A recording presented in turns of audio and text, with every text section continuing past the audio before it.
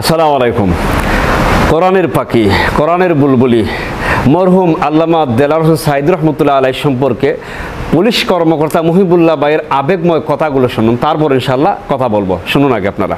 আজকে আমি কোরআনের পাখি আল্লামা দেলাওয়ার হোসেন সাঈদী হুজুরের বাড়িতে গেলাম। গতদিন 220 জন নিয়ে প্রায় এরকম নিয়ে গেছি আমরা। সেখানে যাওয়ার পরে সালাম দিলাম। আমার কাছে মনে হলো ওখানে যাওয়ার পরে আমার পুরো শরীরটা একটা শীতল হয়ে গেছে, এরকম একটা মুড আমার কাছে ভাব। আমরা রাত গেছিলাম সেই সময় 3টা বাজে, এবং ওনার ওয়াজ চালায়, বিশেষ করে অনেকে ওনার ওয়াজ চালিয়ে, উনি যে সুন্দর সুন্দর ওয়াজ করছেন এটা চালিয়ে ওনার ওই কবরের সামনে যে চোখের পানি ছেড়ে দিয়ে কাঁদতেছেন আর ওয়াজ শোনাচ্ছেন ওনাকে।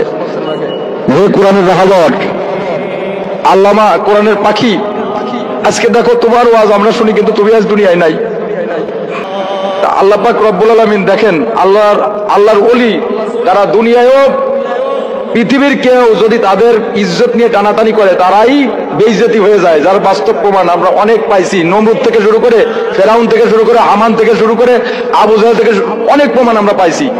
অতীতে বহু ক্ষমতাদার জালিম বাদশাকে আমি অচিরেই ধ্বংস করে দিয়েছি। হেম মানুষেরা, তাদেরকে দেখে তোমরা এখনো শেখো। তোমরা যদি এই দুনিয়ার চেয়ারকে চিরস্থায়ী চেয়ার ভাবো, আর যদি আলটিমেটাম দাও, মুমিন কখনো মনে করবে না যে আমি কতদিন বাঁচবো। মুমিন ভাববে যে আমি যে কোনো মুহূর্তে আমি চলে যাইতে পারি দুনিয়া থেকে। শুনলেন? এখন চিন্তা করেন এই প্রশাসনের বাইদেরকে কিভাবে এই স্বৈরাচার, এই জালেম সরকার জিম্মি করে রাখেছিল, কিভাবে ফারেক করে আলাদা করে রেখেছিল আল্লামা দেলাওয়ার হোসেন সাঈদী রহমতুল্লাহ আলাইহির মহব্বত থেকে, ভালোবাসা থেকে। সুতরাং জোর করে কোনো কিছু আদায় করা যায় না, বরং আল্লাহ এই জালেমকে, এই স্বৈরাচারকে বরং অপমান, অপদস্থ, লাঞ্ছিত, বঞ্চিত করে বিতাড়িত করে দিয়েছেন। কোরআনের পাখি, কোরআনের বুলবুলি আল্লামা দেলাওয়ার হোসেন সাঈদী রহমতুল্লাহ আলাইহি যে কোরআনের খেদমতটুকু করে গেছেন, এই কোরআনের খেদমতের রসুলে আল্লাহ যেন তার কবরকে জান্নাতের বাগান বানিয়ে, জান্নাতুল ফেরদাউসের আরাম আয়েশা যেন তাকে রাখেন।